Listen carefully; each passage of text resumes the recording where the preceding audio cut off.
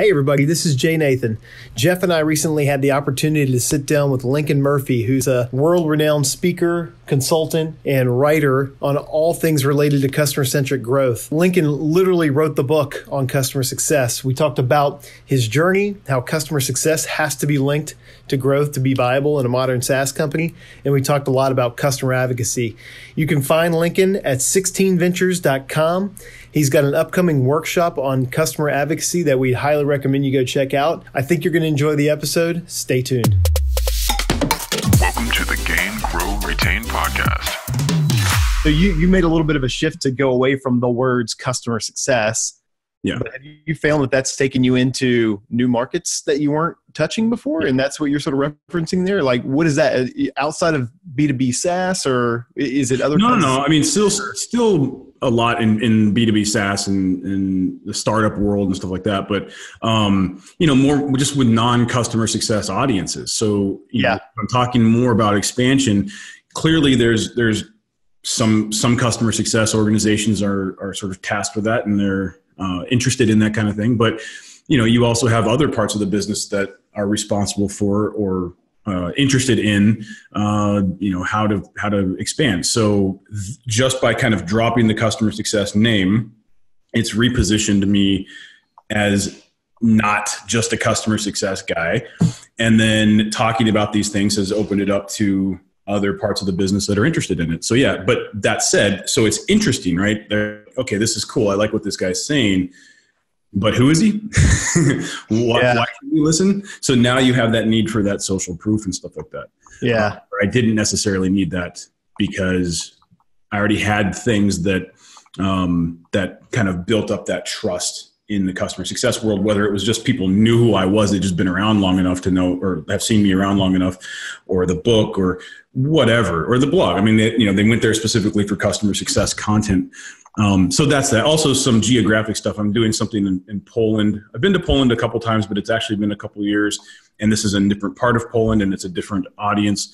Doing something in Romania, same thing. They're just like, how can we get more people that are here that may not know about you, interested in this workshop or whatever. So it really started me thinking about things that I just hadn't had to worry about before. Yeah. It's such a good time for us to be, because we have, I always say, and I don't know if this is, quantitatively accurate or not, but at least 30% of your customer success problems beginning sales, and there's another 33% of your customer success problems that are downstream from customer success, like product engineering, some kind of operational thing. And so we've always intentionally gone really wide in the organization, right? We have never really focused on just customer success management teams or just onboarding teams. Like when we go in and talk to companies, we actually start by interviewing their marketing people to understand what's the value prop, what are we selling, what's the message, because it's so critical to what we're delivering on the other end. So It's interesting to hear you say that this is, you're having to build that brand recognition outside of what we've traditionally thought of as just success. Yeah, totally. I mean, this is what's interesting. I mean, I've talked about customer success as a concept. My definition of customer success, whether anybody else accepts it or not, my definition is, when your customers achieve their desired outcome through their interactions with your company. The part of it that I think is really important and what a lot of people miss is that it's with the interactions with your company. That's across the entire life cycle. That's across all of those interactions. It starts early with sales and marketing, whoever sort of is having those first touch points with the customer, and it goes through onboarding, and it goes through this 3, 5, 7, 10 years that they're going to be our customer, and all of the touch points they're in. That's the big picture for me for customer success. I agree. Whenever I work with companies directly, or if I'm talking about this stuff, I'm saying this has to be. I don't like the term cross-functional because it's just so cliche, but ultimately that's what we're talking about here. It has to be everybody moving in the same direction. I think your approach makes total sense, and that's the way. Now, what that means is that when I've talked about customer success, I talk about it almost as, it's an operating model for the business. It's not just the department, and so I've published things about, here's 9 things customer success is not, I try to help people understand what it's not. One thing it's not is just a department. We can't look at it that way. But that's the problem. That's one of the reasons why I tried to move away from it, because there's so many misconceptions about what customer success is. And I just started going crazy trying to explain what it is. I would speak at a conference, and there are some people that were there to see me and believe what I say. And there are other, and there's like 5 or 6 different other groups that have their own beliefs. And so they're not going to listen to me. It's like you're getting into some sort of religious battle. Yeah. I don't do that. I'm just here to help. And I found that actually speaking not about customer success, but about the concepts. So just never saying those terms actually made people listen, because they didn't hear something that kind of triggered in their mind, this thing that they think they already know. Right. So if I'm just saying, here, you want exponential growth and account value. Yeah. Okay, cool. Here's what you do. And if I never mention customer success, they're like, yeah, this is awesome. I'm like, okay, now we can operationalize this. Here's the different ways that you can make that. And the question is, how do we do that in your company? We always talk about it. We talk about it in terms of what are the customer jobs to be done, right? Mm-hmm. The product teams use the job to be done framework. So like, okay, well, we have to renew customers. We have to sell them more. We have to make sure they've maximized their adoption. We have to support them when they call. Like those are all different jobs to be done. That's where we start, and we can back into, okay, well, let's figure out who does each of those things and why. Like, what's the real reason? There's so many different facets to it. It's been really interesting too, from our point, what you mentioned earlier about kind of getting into the organization, or like entry points. I would say over the last year, it's been interesting that we oftentimes get brought in from a like chief revenue officer or a CFO perspective at some points too. And we're never really brought in from a like customer success perspective, which is really interesting, I think. And I've always tried to like step back and like try and understand why that is. Like it's just like fascinating when we walk into an organization and a CRO can quickly understand, like you're saying, not only are we talking about customer success, but we're talking about all the other things that go along with that team. If you think about it as just that team, like there's so many other things that go into it, and they're like, oh, you can impact revenue. Great. Come in and let's start doing that. You go to a CFO and he's like, oh, you can come in and, look at our processes and see if we're losing efficiency and we're wasting, money on the table. Great. Come do that. But then we've gotten to a customer success rep, or we'll say a director or a VP or somebody, and we're like, hey, we can come in and help. We can do X, Y, and Z. We can put together yada. And they're like, no, I've got it figured out. And we're just like, oh, it's like so fascinating that our technical buyer doesn't ever want to buy from us. It's really from the CRO or other parts of the organization. It's marketing. Yeah. I mean, there's stuff that there are things we have to take into consideration, and essentially it's somebody, think about this. I mean, somebody is saying essentially if it's a CSM or a leader in the customer success management organization, they would almost be admitting that they don't know what they're doing. Yeah. Nobody wants to look bad in their job.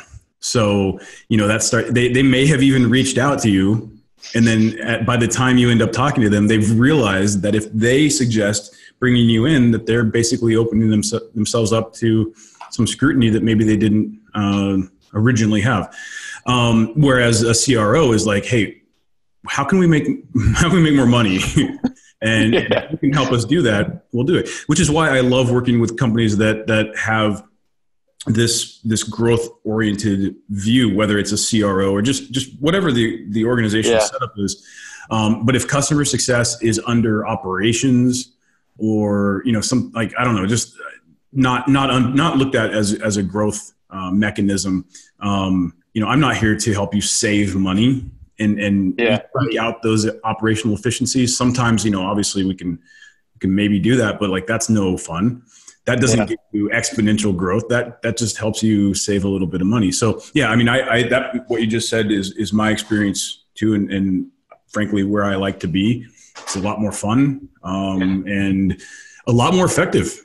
I mean, the outcome that you get when you're looking at this as a growth driver and have the ability to invest resources, whatever those resources are, into that is great. And when you're on the operations side and it's a cost center and everything is like, how can we just save money? Then those things are not going to be invested. So that's, if I do get somebody from customer success reaching out, I will always ask that we have someone, maybe a CEO, depends on, of course, the configuration of the company, but I want somebody else there. And very often the answer is I can't do that, or they're not interested in it. And to which I say, then you're not going to be able to do the things we talk about anyway, right? If you can't get that other leader to be a part of a discovery call just to see if this is this makes sense, then that tells me this isn't a priority for them. And, it's not going to work out well for anybody. So that having it on the growth side is amazing.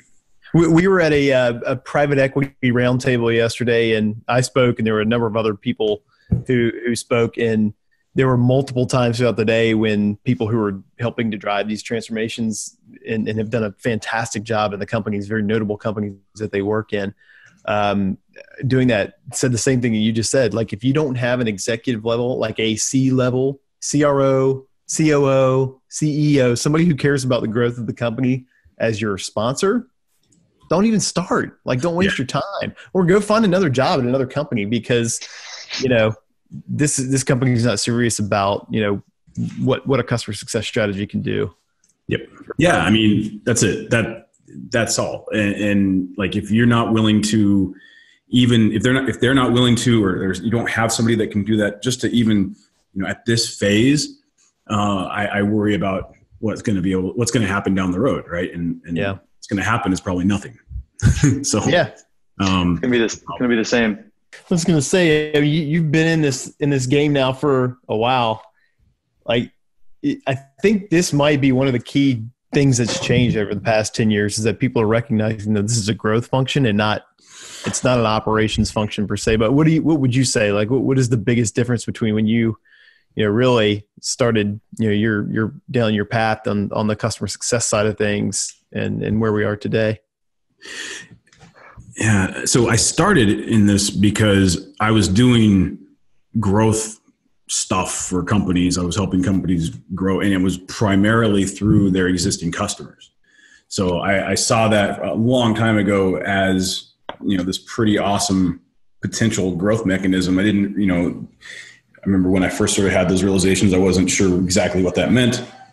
And you start realizing that a lot of the expansion stuff that people were doing, what you might call account management, back in the day, we call it account management, upsells and things, were really just the exact same thing they were doing with new business sales, just applied to existing customers. And I saw a lot of friction there, and I saw a lot of customer negative behavior, quota-driven expansion, things like that really were not having the results that people expected, people wanted, companies wanted.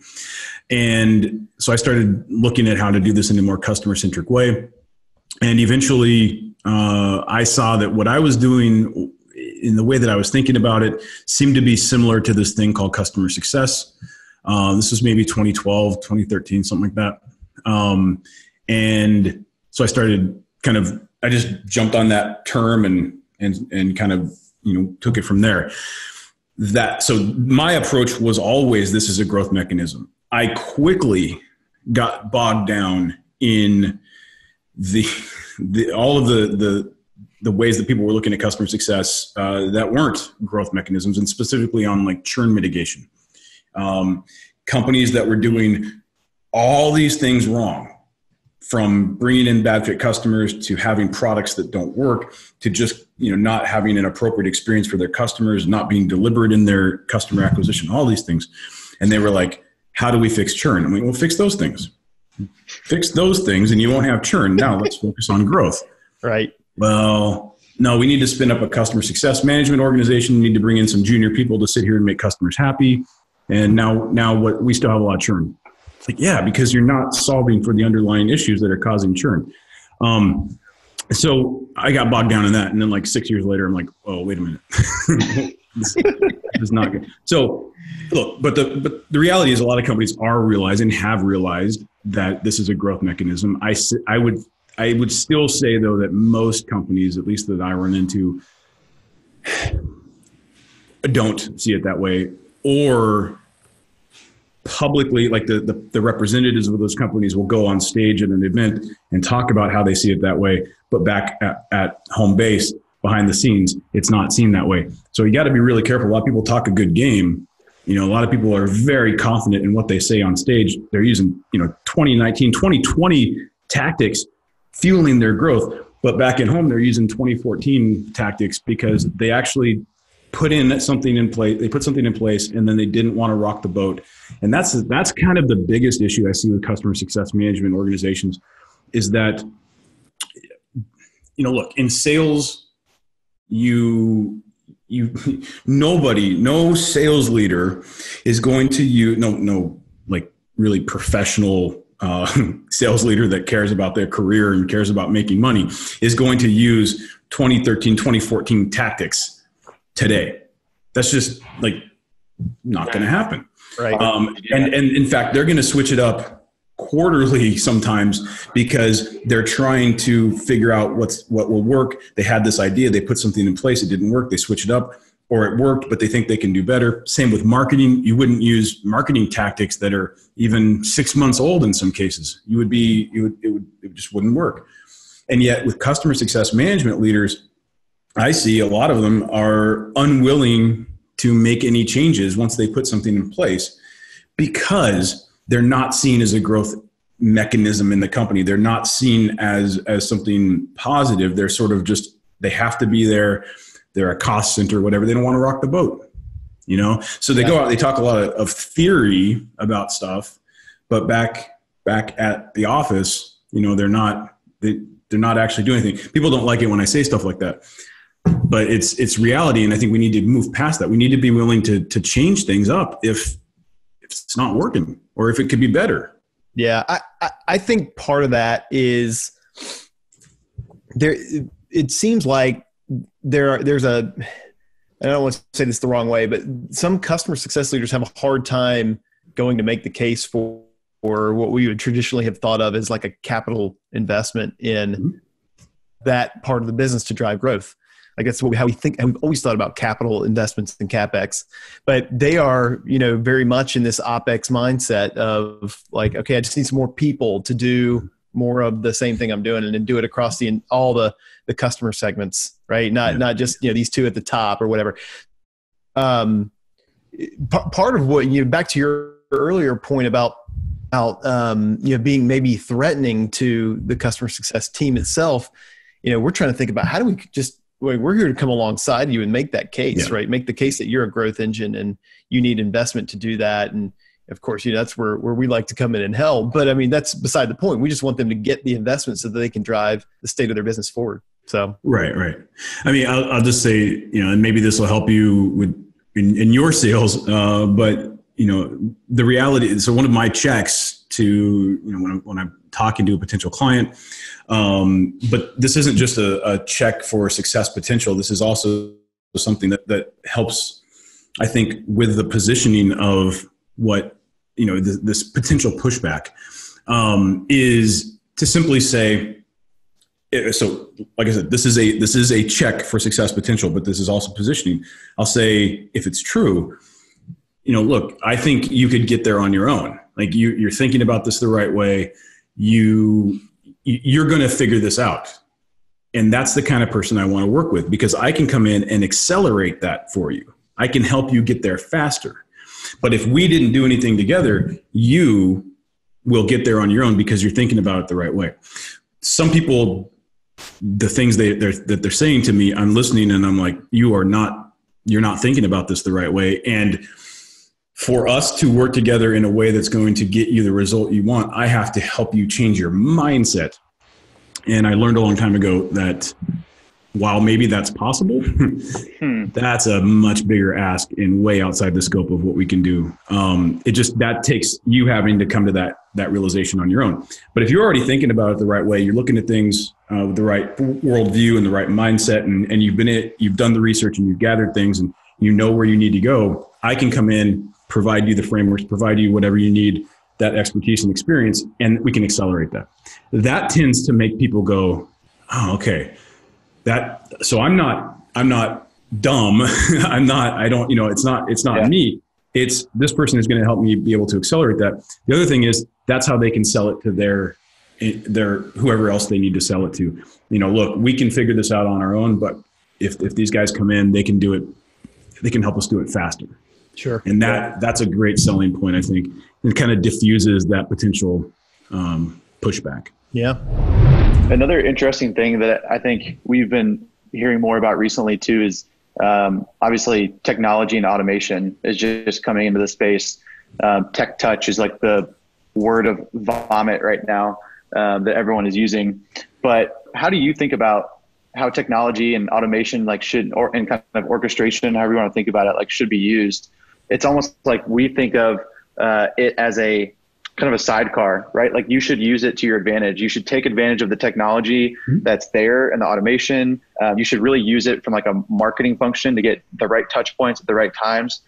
But I do think that there is this misnomer right now where people just think, oh, I can get a technology and I can just make the bottom half of my customers or the bottom 10% of my customers just tech touch, and I'm never going to leave it, or I'm never going to touch them. And I feel like that is such the wrong way to think about how to use technology, even in that low sector, right? It's like, why don't you use some of the features of that in the low sector, but find ways that it actually still has human elements that bubble up at the right moments at the right times. So I'm just curious how you think about that too, and if you've kind of heard a similar story. Yeah, I mean, the whole touch level sort of pyramid that I was guilty of propagating back in the day. I don't know. It doesn't. It's the wrong way to look at things, as you said. Look, this is why I came up with appropriate experience as my kind of go-to way to help you differentiate between your customer segments. If all your customers, all the different customers throughout your different segments all share the same sort of required outcome or goal or job to be done or whatever, they don't all have. They're all going to have an experience that they need to have, or they're going to have what we would call an appropriate experience that would not be the same across those different segments. And we need to make sure that we're providing them with that appropriate experience. What I found is that customers who may be achieving their goal, they may be doing the thing that they need to do, but if they're not getting it in the way that they need to get it, they're not having that appropriate experience, they will leave. So you need to solve for both. So how does that apply to technology? Well, we just need to figure out what that appropriate experience is. And I use the term appropriate because it's appropriate.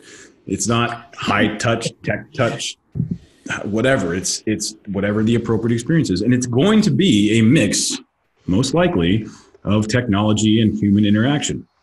And sort of the ratios depend on not how much they pay us, not where they fit, from our perspective, but what is appropriate to them. And so what you see is a lot. You see big customers that pay us a lot, getting very high touch human interaction, as little tech touch as possible because they deserve so much more than that because they pay us a lot. And then that has that doesn't actually mean anything. It just says that they pay us a lot, so we're going to give them this experience that we think they deserve.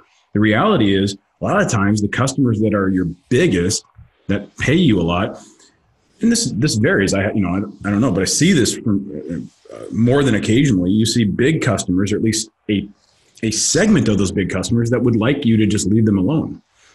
They would actually be good candidates for having that ratio of tech touch be a little bit higher for them than other customers because they have the resources. They don't need your help. They don't need your interaction. But instead of having that be a really high margin customer because they pay us a lot and you could get away with not really having to interact with them very much. Instead, we make it a low margin customer and by delivering an inappropriate experience. To the extent that sometimes that can actually be the thing that drives them to not renew, right? Because you're giving them such an inappropriate experience. Most of the time, it's just hurting our margins and hurting our efficiency, because we're not taking that into consideration. On the flip side, you have those small customers, low revenue customers. Some people call them low value customers, and I think that's probably not the right way to be looking at them. They're simply low revenue. We will give them an entirely tech touch self-service experience because that's what they deserve. And that's the thing. You start to listen for these things. I hear it a lot. You hear sort of customer negative ways of speaking. They don't deserve very much because they don't pay us very much. So you have these low revenue customers that don't pay us very much. So we're going to give them as little human interaction as possible. Everything is tech touch and then in self-service. And then they churn.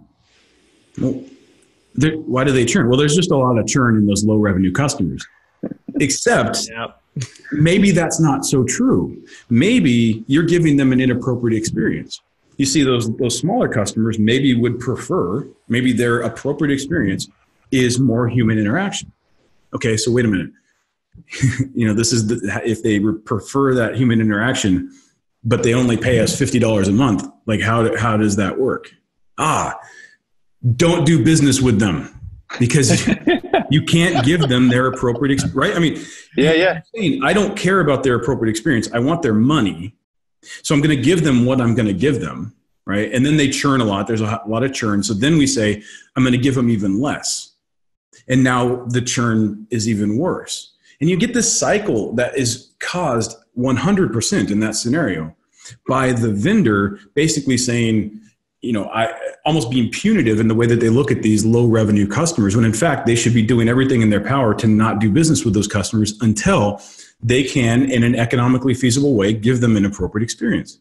Otherwise, we end up, churning and burning at that level, and then blaming the customer and then making it worse. So, to your point, we have to take the tools that we have at our disposal and use them appropriately.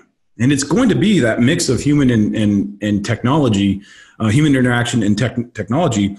It's just the ratios are going to be different based on what their appropriate experience is. Yeah, no, that resonates a lot. I was smiling like a third of the way into your talk, because the other thing that I think is really interesting is sometimes there's like this, it feels like there's this wall between a customer success manager, or we'll think about it as like an account manager, whoever it is, whoever has that commercial relationship. It feels like there's a wall where they can't even ask what that experience is, right? Which I find really interesting.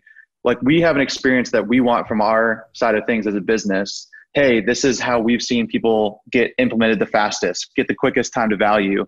Here's our process, that we want to kind of put onto you, but also like not asking the question of, is that the experience that you want, right? Like, yes, it's going to fit for our business, but how do we get to a happy medium here where we can onboard you and get you to time to value quicker, but that we can also give you an appropriate experience? Because I don't want to be emailing or calling you 20 times and you're not going to respond if you tell me that you only want to talk to me once every 2 weeks. I just think it's interesting that there seems to be this theory too, that you just can't even like talk to the customer and ask what the experience that they want is. And it's like, that's a person, that's human. Just ask them and get the response, and then take that as an input back to your team to say, how can we do this? And if we can't, be honest about it and go back to them.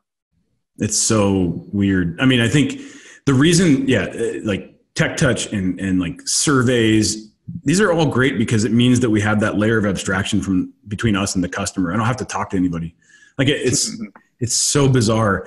And I don't understand where that comes from. You've in theory chosen to be in a customer facing role, or in, a part of a customer facing organization. And the last person on earth that you want to talk to is the customer. That doesn't make any sense. I don't know if it goes back to, I'm not a psychologist and I have no idea. I spend a lot of time trying to figure out how humans operate, but I still haven't figured them out. One of the things I think it may just be, we don't want to admit we don't know something, or if I ask you a question, I am basically telling you, I don't know the answer to it. Right. And that is maybe not what we want to do. That said, I mean, there are situations where you do have customers that maybe, again, maybe you're able to give them an appropriate experience, or what you think is going to be an appropriate experience. Maybe there's some things you want to know, from them. So we can put in some self-service ways to ask those questions. I mean, I think that's the other thing people don't want to do. They don't want to add any friction to any process. And it's like, good, don't add friction. But if there's things you can do, if you can ask a question in app, that will help shape this experience for them. I mean, do it. Let's ask these questions. If I get on a call with you and I can ask one question that will sort of shape where we go from here, it doesn't mean that I don't know what I'm doing. It means that I want to know what you want to do, or I want to know more about you. So we have to get out of that mindset of not wanting to talk to anybody. But, in designing an appropriate experience, things people always ask me is like, what's the question? What do you ask somebody to figure out what their appropriate experience is? Well, it's not a question that you ask, and it's certainly not, hey, what's your appropriate experience? Because nobody knows what that means. So many of the words I tell my clients, and I tell people on workshops and all these things all the time, like the things that I'm saying to you, and the things that we're talking about right now are so like behind the scenes, right? Don't use these words with your customers. Don't ask what their appropriate experience is, but we can start asking questions about experiences they've had, and we can start to understand what their appropriate experience is. So one thing I like to do is if I know it, or if I don't, I can ask the questions like, what are some other products you use in your day-to-day, operation and day-to-day job? And they'll mention not competitive products to us, but adjacent products, right? And then we can ask questions like, okay, so you use this project management tool. Cool. What do you love about it? And they'll say some things, and you go, well, what are a couple of things you don't like about it? And then you just shut up and listen, and they will tell you things maybe about the product itself, but then they'll go into other areas, whatever's on their mind. And they might say things like, man, they won't talk to me more than once a quarter. Okay. So now we start getting an idea that just doing a QBR with this type of customer, once a quarter, at least in theory, it's probably not going to be an appropriate interaction with them, because they're telling me that this other company that's very similar to ours does that and they don't like it, right? So now you kind of you have to put on your detective hat, get creative. And I think that's another thing. People just they're unwilling sometimes to go there, to say, I get to go out and be creative and be a detective. But one of the things that I find a lot of is that if you have a customer success organization, especially that organization that is very underfunded, has not enough resources, things like that, they're so busy that there's no time for detective work. There's no time for thinking, right? How many times have you guys run into an organization where the CSMs have 100% full calendars, and that's almost seen as that's a badge of honor. Badge of honor. Yeah. Yeah. It's not, that is not a badge of honor. That tells me something's wrong with the way that you're scheduling things. Yeah. To me, what you're talking about, the detective work, is very much a product marketing mindset. So we come across product marketing gaps and needs a ton when we start thinking about this. And I think it also gets back to how are you investing in it across how are you differentiating your investment in day-to-day operations versus learning and expanding and growing? But what you just described, a lot of CSM teams they're not wired that way today. Right. So in the absence of being wired that way, and in the absence of a product marketing function that can go do that work, because it's the same thing with sales, right? We have product marketing who generally focus more on sales, or somebody that gets the messaging and positioning. Hopefully that's based on the objections that they're hearing in the sales cycle. It's based on, feedback along the way, what's resonating from a marketing perspective. It's listening, right? We tend to be really good at that on the new logo side, on the prospecting side, but not as good.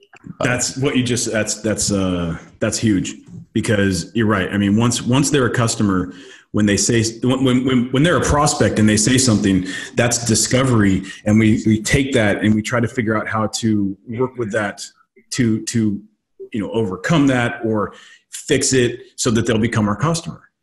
When you hear the same thing from a customer, you go, oh God, they're complaining again. Yeah, exactly.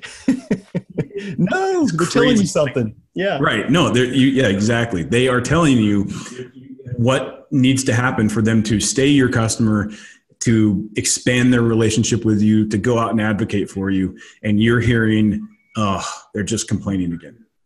So, this is a mindset issue, but, a lot of that goes back to, like we were just saying, they're so busy that you get into a situation where you're so busy that things that should be good, feedback from customers, questions from customers, is seen as a distraction, or is seen as them trying to take time away from me And of course we don't, we have to put in, set parameters and not give customers unlimited interaction time. But in the early days, certainly you need to be listening a lot more than what you're doing. Well, but I think the late days too, right? I was gonna say, yeah, I mean, it's as you become busier, you have to schedule time to be able to listen to, if you're a leader, this is part of what you should be doing. But as a CSM, you need to be able to, at the very least, prepare for a call.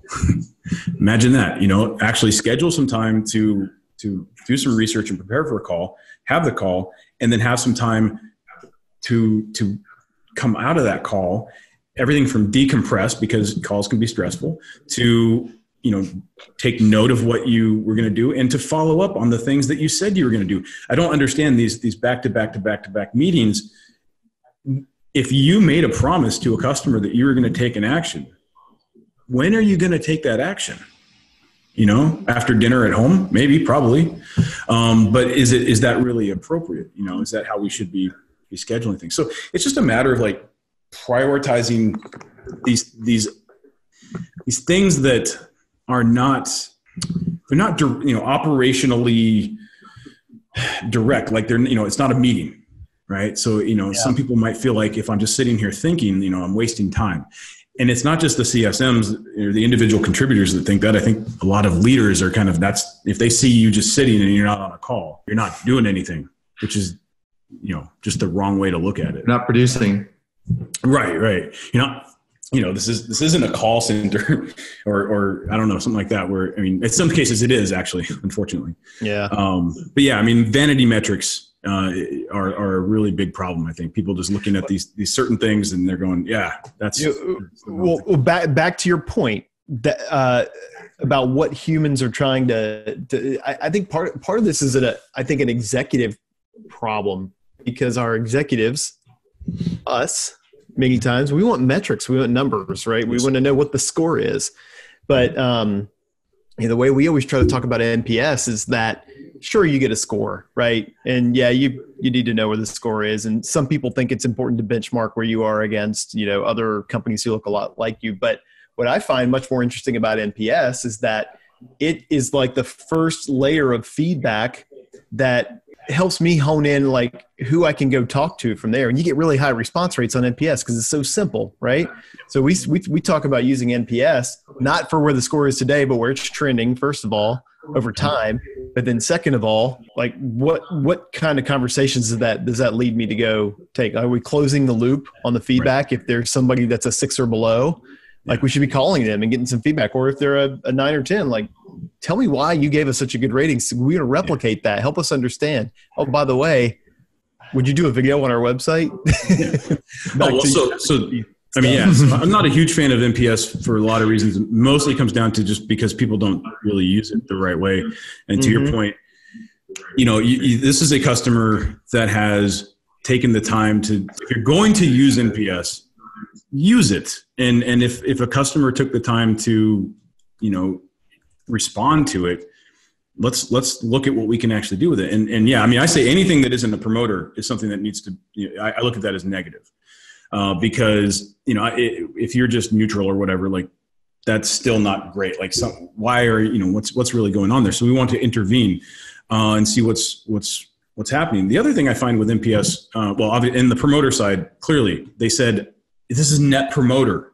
They said, yes, I will be a promoter. And you're like, awesome, going to lunch. Like, whoa, dude, they said they would be a promoter, but they didn't actually promote anything. Right. So to your point, hey, cool. Would you leave us a review? Or, here's a video. A little trick that I do is if somebody says they'll be a promoter, and clearly I don't do this for myself, but with the people that I work with, they say they're going to be a promoter. I'll say, oh, that's awesome. Tell me about your experience that led you to saying that or giving us that high score. Then they will respond usually. And I say, that is amazing. Would you post that as a review somewhere? So they already wrote their review. But if I said, hey, would you go give us a review? They might be like, Oh, totally. And then they won't, because now it's like, oh my God, what do I say? Like, I just, I don't even know where to go from here, but you already wrote it. So like, it's a pretty big step in the right direction. They still have to create an account and do all this other stuff. So there's friction, but, so that's amazing. But, in general, if we're doing NPS, the biggest issue that I run into, and you guys probably see this too, is there's things neglected from the, certainly outside of just the core NPS survey part of it, the open-ended questions, things like that you might have with it. There's things in there that don't belong there, which I am almost 100% sure are affecting the NPS score. So in other words, people are having problems with open support tickets. They are seeing bugs. They have feature requests, all these things. And those are coming back in NPS survey responses. You're like, you have a question that just asks about, something, and their answer is, why does this box flash when I open it? And you're like, that's not, I asked what you had for lunch. That has nothing to, Yeah. But what you're seeing is like, we're not giving people an outlet. So when the NPS survey goes out, they're like, okay, now I'm going to let them have it. So now you hate the NPS surveys because they're always low, or, so what I say is make sure you have options for them to always be giving you feedback about different things. So obviously having a place for them to open support tickets, but also check the status of those things. Having a place, and of course it depends on what your product or service is and what you can and can't do and all that stuff. But, having a place to request new features, having a place to report bugs, having a community that they can go to and interact with. So this sort of self-service deflection is not just to deflect people so that we don't have to deal with them. It's so that they have a place to get these things out of their brain, and then they can move on. And then when I ask them something on a survey, they're going to give me an answer that has to do with the survey and not just whatever the latest thing was on their mind. You know what I mean? Yep. Absolutely. Yeah. So I know we only have a limited amount of time here. Sure. I wanted to give you a chance to talk about the workshops you've been doing and let you sort of explain that a little bit. But I know you just got done with an onboarding one. I'd love to hear how that went, but then also the advocacy one that's coming up. Yeah. So the onboarding one was amazing. It was the biggest workshop I'd ever done by far, which was very interesting. I think it just speaks to the fact that everybody does onboarding, but very few people really know what they're doing. I think there's an analogy in there somewhere, but like, it's one of those things that is so important but there's so few resources out there on that particular subject. So I think, I'm not going to sit here and say I was a genius and came up with this awesome topic. And, it just so happened that this was the topic I wanted to cover, but it seemed like it was one of those things that people were really, really excited about. It was a 2-hour workshop. I ended up going about 20 minutes over just answering questions at the end because people had so many very, very specific questions. I covered a lot of stuff, but then they were just like, how does this apply here? And to my situation.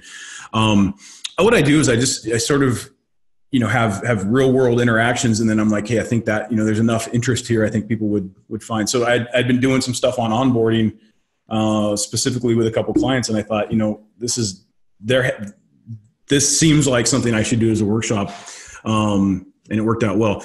My next workshop at the end of August is on advocacy. And that's another thing that people, we talk about it a lot. We want our customers to stay longer, buy more, and tell their friends. But we may be operationalizing the stay longer, we may be operationalizing the buy more, but almost in no case are we doing that with the advocacy. And I had kind of my own mess up where I ran into a situation where I needed some testimonial videos and went against everything I knew to be right.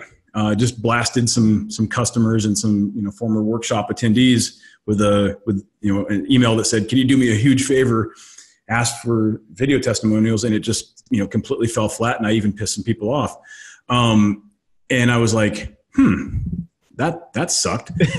Maybe I could do a workshop on this that I've already shown you, I sent an email to my list and I said, don't do this. This is what you shouldn't do. Now, at the end of August, I'll show you what you should do. I've done this stuff with lots of companies over the years, but, just like any other, I'm a human, right? So, I fell into the trap of trying to take the easy way out, not preparing ahead of time, for a campaign that we wanted to do and having testimonial videos already queued up. And I got desperate, and desperation is a stinky cologne. And I sprayed it on like a teenage boy sprays Axe body spray. But I thought, hey, this is something that is super important, making sure that you have those advocates out there. It's a process. You have to do it the right way. You have to set these things up. The orchestration is really important. Let them know at some point we're going to want to get that testimonial from you, or we want you to go out and leave us a review. And all of those things are just part of the process of doing this. And so that's my next workshop on advocacy. But the main thing is there's a lot of aspects to customer-centric growth that just people don't talk about very often. And I haven't really talked about advocacy very, very much, though. Like I said, I've done this with lots of companies over the years, but I think, I maybe have a couple of blog posts on it, right? It's not something that I've talked about a lot, and it's not something that's out there very much. And in fact, most of the people that talk about it work for software companies that, have a tool that makes this work. Yeah. In theory. And a lot of those software products don't really work. But, it's just like any other software tool, whether it's advocacy, whether it's customer success management or anything.